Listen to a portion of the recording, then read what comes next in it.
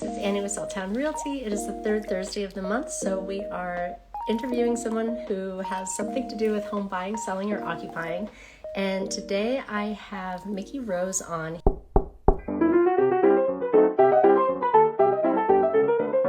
There we go. All Okay, right, good. sweet. Hi, welcome. How's it Um, going? I'm good. How are Good, you? doing good. So this is Mickey Rose. He is the owner of All Star Property Maintenance, and I was just launching into the story, which I think is amazing. So, um, one thing to know about realtors is realtors call people. This is like the old school thing. They go and they get circle lists from their communities or neighborhoods they want to work in, and they call. And I have this thing that like nobody wants a cold call. Like, don't cold call me. I get so many different people cold calling me and all this thing, and I get tons of spam calls. But this one day, Mickey called me and he sounded earnest and he sounded sincere and he sounded like just a nice guy trying to like make his business work. And that just came through the phone so readily that what happened that day? I canceled all my contracts and hired you for all of my properties.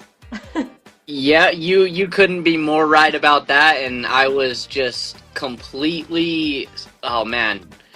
The gratitude that I had was just basically speechless. Like I had so much gratitude that yeah, I was just so grateful for that opportunity. Yeah. So, I do not think that I have ever done that in my life before because you cannot imagine the amount of cold calls I get as a realtor. I get so many cold calls. Do you want to sell? oh No. man, We I don't do could that. imagine. Yeah.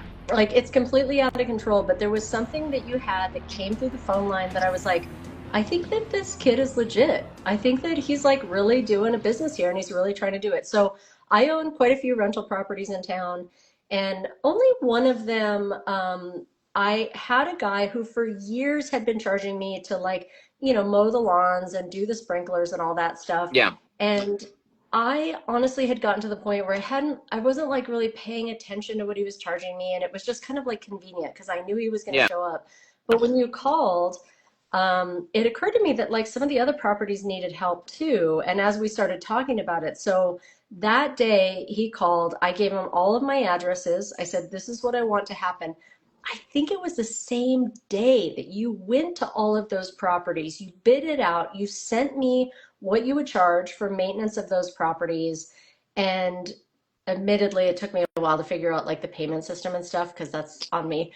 But yeah, I called my other guy and I said, hey, thank you so much for the years of service. Like, I really appreciate it, but I'm going to go with a different service now. And now, Mickey, you're in charge of all of my properties and making sure that they are looking pristine. And I'm so grateful. Yeah, that's awesome, Annie. And the reason why I wanted to go out the same day too is being a business owner, I know how valuable time is, and that's the most valuable thing you have. So if I can save you any time, that's you can just do more with your day. You know what I'm saying? So that's why I strive just to get estimates out as fast as I do, is because people aren't considerate of others' times, and that's really important. So And that is what I say constantly in real estate. I'm a huge proponent of time management, yeah, effective time management. So if somebody wants to put in an offer on a house and that house already has multiple offers, for instance, and they want to put in kind of like a mediocre or low offer, I won't do it because I'm like, you're wasting your time, my time, the seller's time, the listing agent's yeah, time. Like it's not worth writing it up. yeah. Like let's be realistic about it. So we're on the same page with that. So why don't you give me a little bit of background? Like you're young, like how do you own this landscaping company? Where did this come No, from? oh yeah, absolutely. I mean, oh man, I've been a wheeler and dealer my whole life. Like I can remember when I was 8 years old, just selling kendamas. Do you know what those are? No. So it's just a little game that you play, and I would sell it to all the kids at the baseball park because I used to play baseball and stuff. And we actually live right by a golf course too. And in my younger days, I would go and collect free golf balls and then actually sell golf balls to the golfers over there. So I've always just been a just yeah driven person to make money. So, and I've kind of understood that it's been like that literally since I was 8 years old. And then with the landscaping side, like I actually helped my uncle a couple of times, like when I was younger, 12, 13, with just yard work and all that stuff, and I really enjoyed it, but I never really thought of actually making it into a profession until he actually hit me up about 3 years ago saying that he had a couple properties that he would love for me to take care of and see if I'd like to do the landscaping thing, and kind of just grown it up ever since. So, I love yeah. that. We call that the entrepreneurial spirit. Yeah, thank you And so much. and I So, think that that's what I heard honestly over the phone, like through your voice. I was like, I feel like this guy's a hustler, and that's yeah, that's who I like to engage with and employ and like, do business with. So absolutely. that comes through for sure. How big is your crew? Like, what's the story with your business? Like, I'm kind of curious. I didn't set you up for this question, but where the name came from, and then like, how have you grown and expanded since you started your business? Yeah, so the name, I'll start off with that. It actually, All Stars, it's kind of catchy because in my mind, I want the person receiving my service to have all stars. Like it should be nothing less. Kind of like reviews on Google. Like you want to have 5 stars on your reviews on Google. So I'm the same way when it comes to even providing service or customer service, like it's just providing as many stars as you can. Yeah. So, That's perfect. and And then, A alphabetical is also good. We're kind of out of the phone book era, but alphabetical I feel like is always a good thing no, yeah, too. yeah, absolutely. I completely agree. So, uh, and then, yeah, talking about my crew and stuff. So it's really unique. My best friend is actually my main foreman, and he's a really really good foreman. He does a good job and takes really good care of the people. Those are obviously two really important things. But another thing that he's really good at, just that a lot of people kind of struggle in, is just being punctual. Like he didn't miss one day last year. So that's kind of where I am with my crew. I was working full time with him last year, but this next year I'm actually going to have a helper for him, and he'll have his own crew, and then I'm going to branch off and just completely start a separate crew on my own and build that up from the ground. Oh, So, yeah. wow. What gave you the idea to cold call people and like who did you think to call? So, cold calling, it's really hard, don't get me wrong, but 100%. it's super reliable. Like all you have, like, let's say that you didn't answer the first time I called you, like chances are I would have given you another call. You know what I'm saying? Like with that reliability thing, it's not always going to happen the first time, but as long as you keep trying, it's going to happen, and the more calls you do, the better you're going to be off. So, yeah, I don't know. I'm just old school. I've learned a lot of old school things from old school people, and they just tell me cold calls are reliable. I mean, it's not the prettiest thing. It's not as pretty as this nice ad and everything, but it still gets the job done. It makes me wonder like what your folks do or what your family does. Like, do you have someone in your family who's like a salesperson, does cold calling, something like that?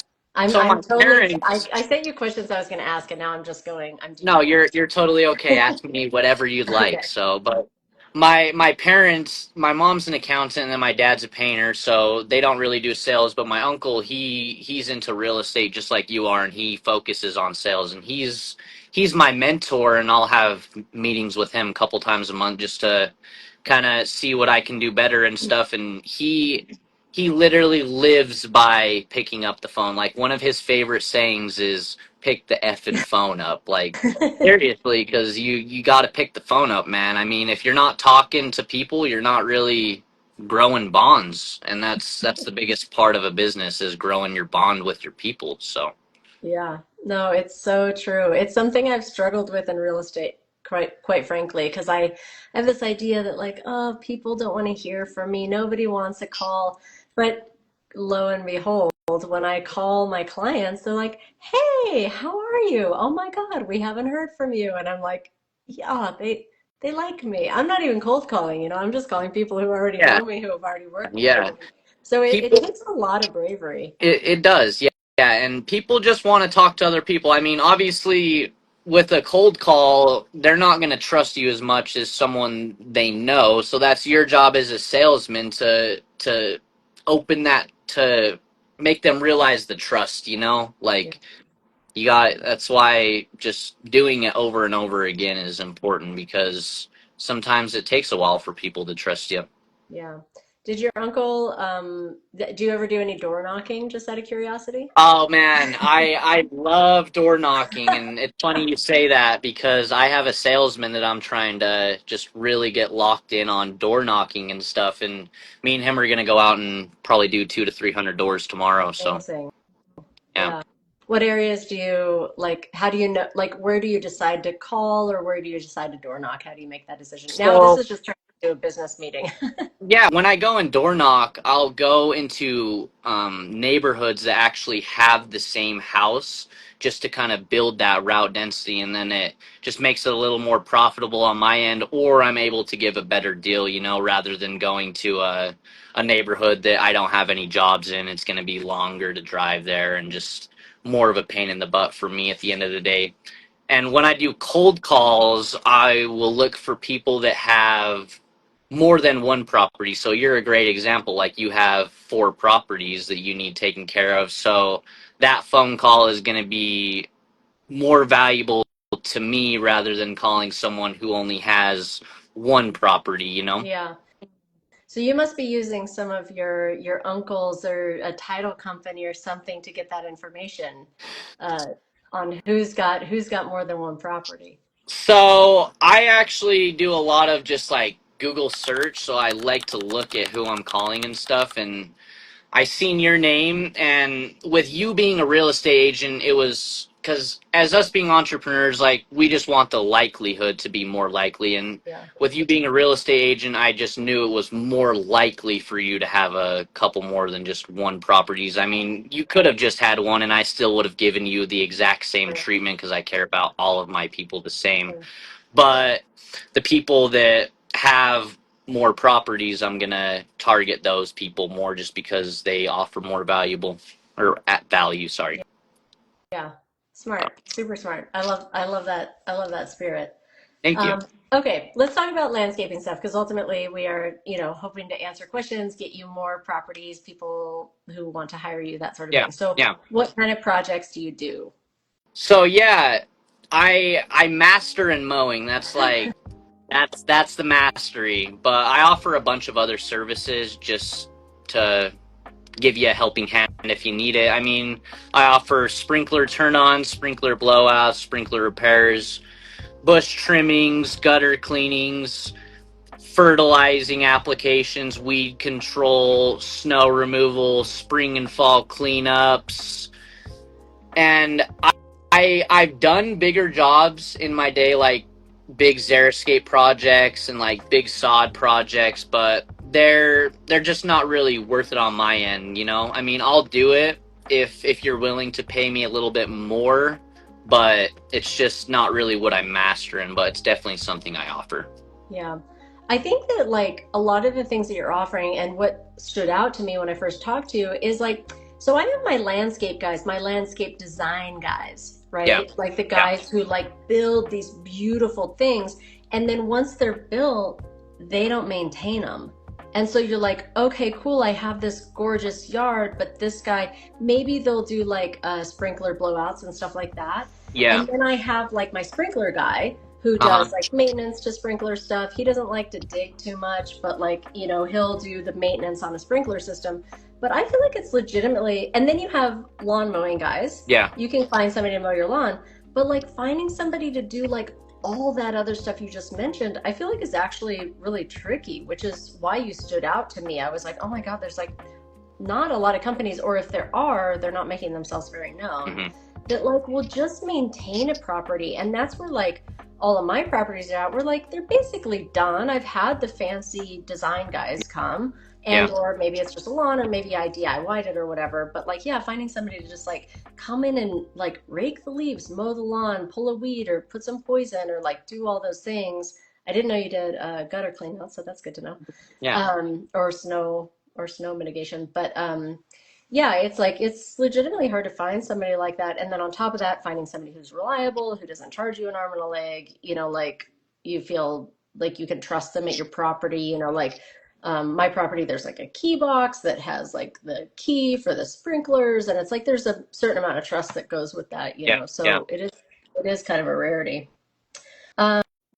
So, if there's somebody who's watching this who's like, oh yeah, I never have time to deal with my yard, what is your like recommendation for them? Like what stuff should people be DIYing? What should they be hiring out? Like when do they make the decision? Give me kind of like your pitch on what's the balance, for somebody who's looking to get some landscaping done. So it at the end of the day, I mean, it's all dependent on how much you like landscaping. I mean, if you thoroughly enjoy it, then I would say mowing your lawn and doing all that stuff like pulling weeds and just trimming bushes. It's not a hard job, but basically I would transition it to hiring it out is when you think you don't enjoy it anymore, you want time to spend with other people or doing other things, or if you're simply even just getting old and your body isn't kind of permitting it anymore. So that's kind of when I recommend to hire someone out to do your stuff. But if you like doing it and stuff, I mean, all that stuff is pretty easy until, yeah, those examples I just gave pretty much. Yeah. It's also easy to let things go, which is where all my properties were. Like one had a lawn and sprinklers. I was like, okay, that's fine. Then the other ones, I was like, between me and the tenants, we can probably take care of it. And then I looked at those properties and was like, these do not look good anymore. Yeah, Like, yeah. so that's why I was like, okay, I think I need to just like hire somebody out to come out and just like help me maintain it. And then it just takes one less thing off your plate, if you've got a lot going on, people with kids or busy work schedules or No, whatever. yeah, absolutely. I mean, there's some guys that I mow their lawn on Saturdays that they absolutely hated mowing their lawn and they'd rather just have a barbecue with their family. You know what I'm saying? Like that's when you should hire it out, is when you kind of decide I don't have the time for it, my body isn't permitting it, or even if you simply want to learn something, like you could hire someone for 1 year and then just have them kind of explain how to properly take care of the landscape, and then you wouldn't really have to hire them in the future because you learned all the professional aspects of the landscaping realm. Yeah, yeah, that's fair. That's fair. So I had asked ahead of time if you had any funny stories. You're in and around people's properties and Yeah, yeah. cold calling people. Do you have any like funny stories you want to share as being a business owner? I mean, there's this funny story. So, um, me and my foreman, Caden is his name, we have this property up in Sandy, and there was this one day he was like, he was weed eating that day, and I was mowing, and I look over, and he's just like almost playing through the grass and stuff, and I'm thinking in my head like, what is he doing right now? And I get off the mower and walk over there, and he's playing with a little garden snake that he found. He's like, "Look at this snake, dude!" And I was like, "Wow, like that's kind of crazy." Like, I thought that was pretty funny that he found a snake, because I've never came across a snake while mowing lawns and stuff. So Yeah, the wildlife encounters of a landscaper. yeah, man.